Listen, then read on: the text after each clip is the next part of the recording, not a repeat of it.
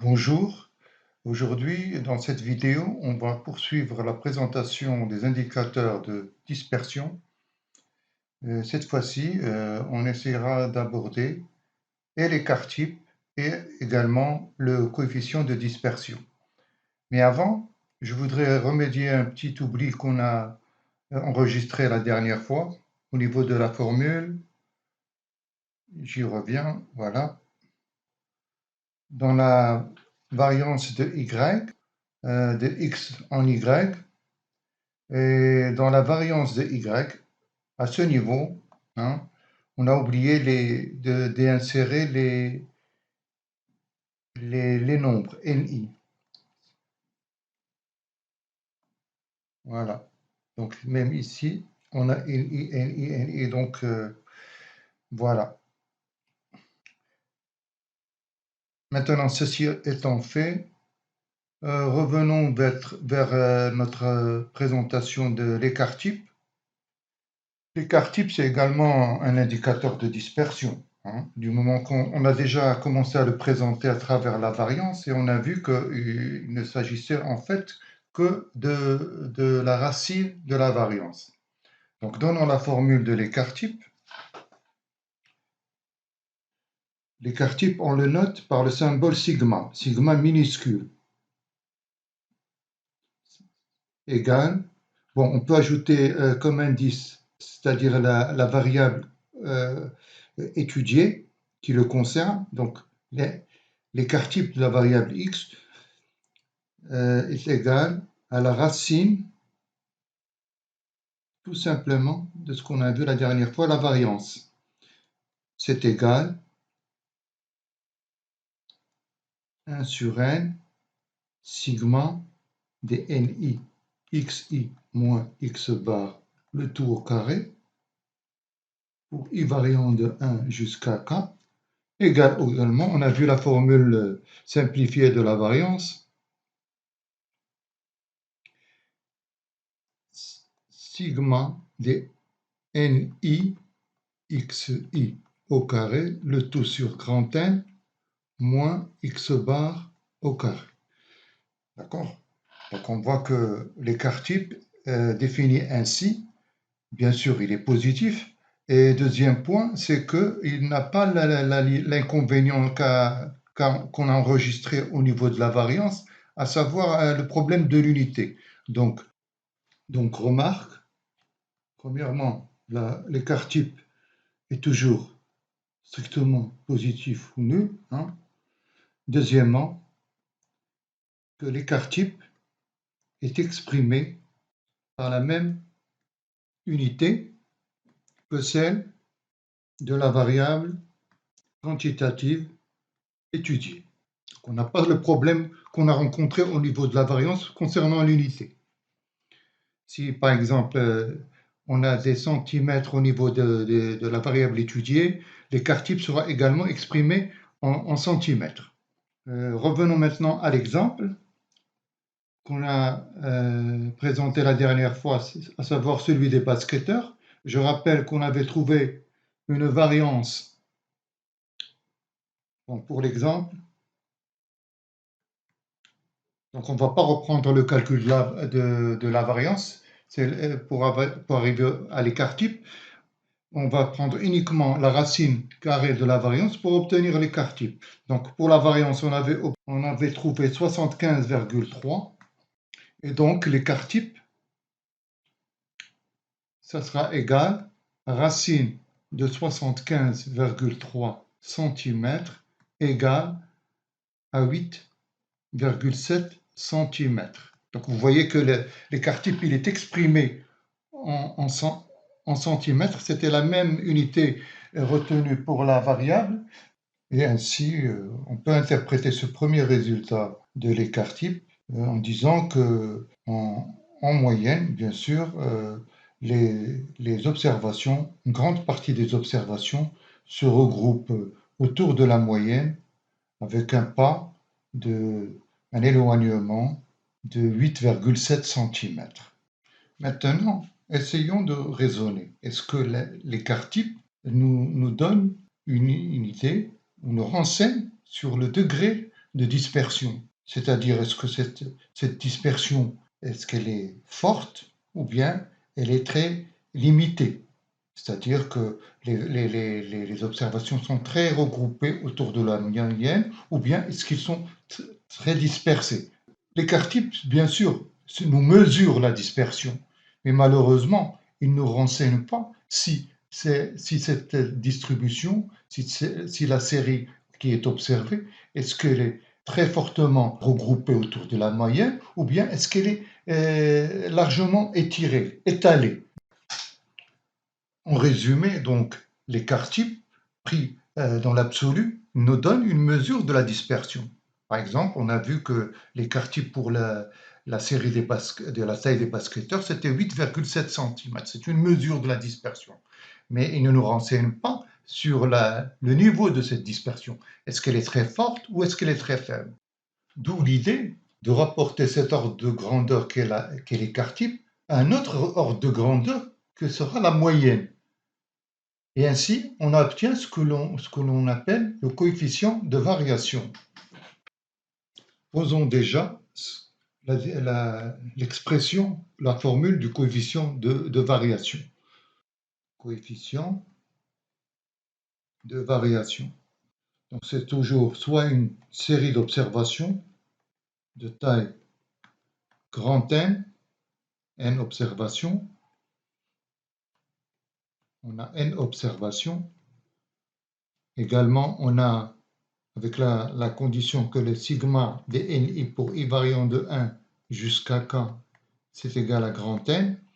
Donc, le coefficient de variation qu'on note CV, c'est égal à l'écart type de la série divisé par la moyenne. D'accord? Comment on pourra interpréter les résultats de ce coefficient?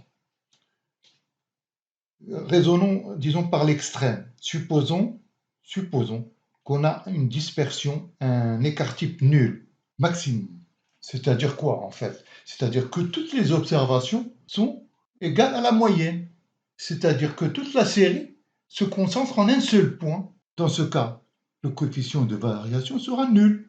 Et ça veut dire qu'il y a une très forte concentration. Quand le coefficient de variation est très faible, ça veut dire qu'il y a une très forte concentration autour de la moyenne. Maintenant, l'autre cas extrême. Supposons, par exemple, que l'écart type est égal à la moyenne. Là, le coefficient de variation sera égal presque à 100%. J'ai oublié de dire que le coefficient de variation s'exprime en pourcentage. S'exprime en pourcentage. D'accord?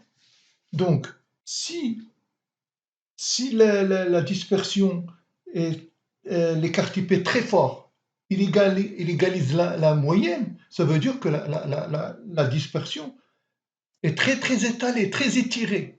Donc, en conclusion, qu'est-ce qu'on peut dire à propos du coefficient de variation? Quand le coefficient de variation est très fort, c'est-à-dire très élevé, ça veut dire qu'il y a une très forte hétérogénéité de la distribution. Les observations sont très étalées, très étirées. Par contre, si le coefficient de variation est très faible, là, on peut dire que la distribution est plus ou moins homogène. Elle est trop fortement concentrée autour de la moyenne. Maintenant, il ne faudra pas oublier que ces deux cas sont extrêmes. Et ça n'existe pas en réalité. Ça nous a permis de comprendre un peu ce que veut nous apporter comme information le coefficient de variation, tout simplement. Donc les deux cas sont irréalistes, disons. Revenons à notre exemple des basketteurs. On a vu que le coefficient de variation, l'écart type de notre exemple, c'était c'était 8,7 cm. Et la moyenne de notre série, c'était 200,1 cm. Donc, l'écart type, enfin le coefficient de variation pour cette série sera égal à 8,7 cm que je divise 201,1 cm que je multiplie par 100. Cela donne à peu près 4,35%. Ça veut dire que notre groupe est très regroupé, enfin notre groupe de basketteurs est très concentré autour de la moyenne du moment que le coefficient de variation est plus ou moins faible. Maintenant, reste à identifier un point important au niveau du coefficient de variation, c'est-à-dire à partir de quel seuil ou pourcentage du coefficient de variation peut-on dire que telle série d'observations est homogène ou non, c'est-à-dire qu'elle est très concentrée, très regroupée autour de la moyenne, ou bien très étalée ou éloignée, c'est la même chose. Donc, à partir de quel pourcentage peut-on dire du coefficient de variation, peut-on dire, peut-on apprécier que la série est homogène ou bien qu'elle est plutôt hétérogène?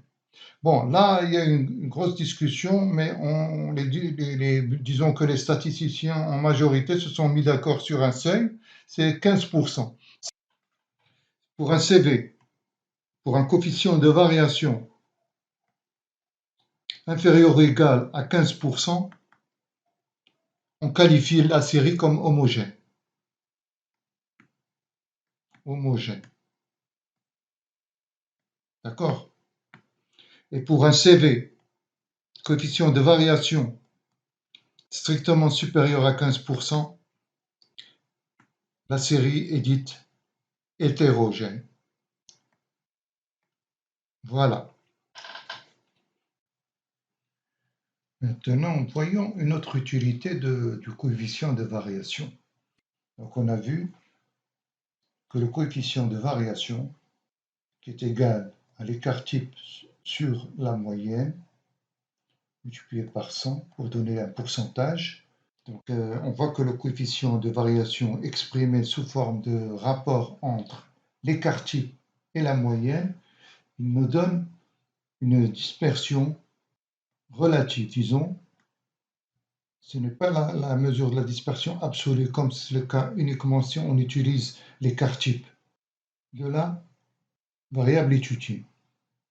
Ça, c'est sa première utilité. Mais de seconde utilité, du moment qu'il est sans unité, c'est-à-dire c'est pas comme l'écart type qui est exprimé en unité particulière, celle de la variable étudiée. Le coefficient de variation s'exprime en pourcentage, il n'utilise pas d'utilité. Et c'est pour ça qu'on l'utilise quand on a besoin de comparer des séries d'observations différentes.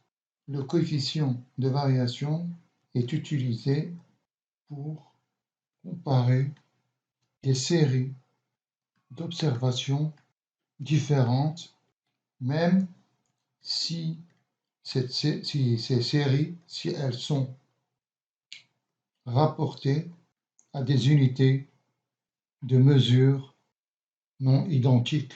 Par exemple, on peut comparer une série d'observations de salaires exprimés en dollars comparé à notre série de salaires exprimés en euros. D'accord? Maintenant, on va voir deux petits exemples où on va comparer des séries d'observations exprimées, une avec des unités identiques et une seconde avec des unités de mesure différentes. Donc, le premier cas, bon, ce sont des exemples cas, unités de mesure identiques. Là, on va prendre l'exemple de deux cafetiers, de propriétaires de café, de gérants de café. Les recettes, enfin les bénéfices journaliers sur une année quelconque, une année donnée, ont donné les résultats suivants. Bon, on va mettre cafetier A, cafetier B, bénéfice journalier, hein, bénéfice journalier, moyen, bien sûr. C'est une série où il y a pour toute l'année les différents bénéfices journaliers et on calcule le bénéfice journalier moyen. Également, on calcule l'écart type pour cette série. Bon, on a deux séries. On a une série pour le cafetier A et une seconde pour le cafetier B. Donc l'écart type. Et tous deux sont exprimés en dirhams. En dirhams, monnaie marocaine.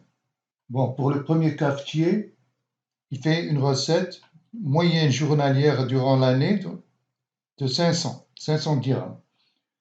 Pour le cafetier B, il fait une dépense journalière, une recette, un bénéfice, pardon, bénéfice journalier de 1500 dirhams. Par contre, les deux séries enregistrent le même écart type de 200 dirhams. Pas la peine de, j'ai noté que c'était en dirhams. Donc, alors, on va calculer leur coefficient de variation pour chaque série. Pour le cafetier A, c'est 40%. Et pour le cafetier B, c'est 13,3%. On voit que malgré qu'ils aient le même écart type au niveau de leur série, les coefficients de variation sont différents. Pour le cafetier A, on a 40%. Donc ça suggère que la série d'observation, la série des bénéfices journaliers de toute l'année est très dispersée. Il y a de grandes inégalités de bénéfices par jour. Et par contre, celle du cafetier B, elle est très ramassée autour de la moyenne. D'accord? Donc, en conclusion, on peut dire que le cafetier A, la série A, disons, du cafetier A est très dispersée par rapport à celle du cafetier B, dont les bénéfices du cafetier B sont très regroupés, très concentrés. Ça, c'était pour le cas où l'unité de mesure est identique. Là, l'unité de mesure, c'est quoi? C'est le dirham. On a comparé deux séries avec la même unité. Mais on peut également, et c'est surtout l'intérêt, de comparer des séries avec des mesures différentes. Cela est dû au fait que le coefficient de variation ne tient pas compte de l'unité. Donc, deuxième exemple, cas, série d'observation. Donc, c'est deux séries d'observation avec unité de mesure différentes. Et là, on va prendre l'exemple de deux pays, enfin d'un groupe international qui a deux entreprises. La première entreprise, elle est située en France. Et la seconde, elle est située, elle est localisée aux États-Unis d'Amérique. Donc, on a deux séries, une pour l'entreprise située en France et une seconde série pour l'entreprise située aux États-Unis. Et chaque série, c'est une série de salaires mensuels des employés qui sont au niveau de chacune de ces deux entreprises. Alors, on a les données suivantes. Donc, la variable, c'est le salaire mensuel, mais on va voir qu'il est exprimé soit en euros, soit en dollars. Donc, Pour la France, les employés, pardon, il y a un peu plus d'espace. Alors, on a la France et on a les USA, les États-Unis d'Amérique. On va faire le même tableau que celui du premier cas, sauf qu'ici, on a des unités différentes. Alors là, le salaire. Donc, on a deux séries de salaires mensuels pour toute l'année et on a calculé le salaire mensuel moyen au niveau de chaque entreprise. Mensuel moyen. On a également les calculs d'écart type pour chaque série. On va essayer de calculer le coefficient de variation. Donc, pour la France, ce sont des données, disons, fictives, hein. Alors, pour la France, au niveau de cette entreprise, le salaire moyen est de 2400 euros. Au niveau de l'entreprise située aux États-Unis, le salaire mensuel moyen par employé est de 3100 dollars US. Prends le symbole. D'accord? Alors, pour l'écart type, ce sont des écarts types différents. 300 euros pour le salaire moyen français et pour le salaire moyen aux États-Unis de ses employés, il est de 800 dollars. D'accord? Alors, on doit calculer le coefficient de variation. On rapporte, comme on l'a vu, l'écart type par rapport à la moyenne. Donc, ici, on obtient, vous voyez qu'on a des unités de mesure, hein, qui sont différentes. L'euro et le dollar. Et on pourra ainsi comparer, c'est le coefficient de variation qui va nous permettre de comparer ces deux séries. On ne pouvait pas le faire, enfin dégager la série qui est la plus dispersée, si on garde les unités originales. C'est-à-dire si on utilisait uniquement l'écart type pour comparer ces deux séries, ça ne sera pas correct, parce qu'on a des unités de mesure qui sont différentes. Mais en introduisant le coefficient de variation dans le calcul, qui reste sans unité, là, on pourra comparer si telle distribution est plus dispersée ou non dispersée que la seconde. D'accord? Donc, le coefficient de variation ici, pour la France, il est de 12,5%. Et pour celle de l'entreprise située aux États-Unis, il est de 25,8%. Donc, en conclusion, on voit que les salaires sont moins dispersés, hein. Les salaires pour les salaires en France, enfin pour l'entreprise située en France, sont moins dispersés, la série 1, sont moins dispersés et sont concentrés beaucoup plus autour de la moyenne de 2400 euros que celle qui est présente, que l'entreprise située aux États-Unis. D'accord? Sont moins dispersés par rapport au salaire de l'entreprise américaine. Donc, il y a plus d'inégalités au niveau des salaires au niveau de l'entreprise américaine. Donc, il y a plus d'inégalités entre salaires dans l'entreprise américaine que pour l'entreprise française. Donc, voilà ce que peut nous rapporter comme information l'utilisation de coefficients de variation. D'une part, il peut nous permettre de mesurer le degré relatif, disons relatif parce qu'on rapporte l'écart type à la moyenne, le degré relatif de la dispersion. Et deuxième point, nous permet, parce qu'il est sans unité de mesure, il nous permet de comparer des séries d'observations différentes. Sur ce, je termine cette vidéo et ce chapitre concernant les indices de dispersion. À la prochaine et salut!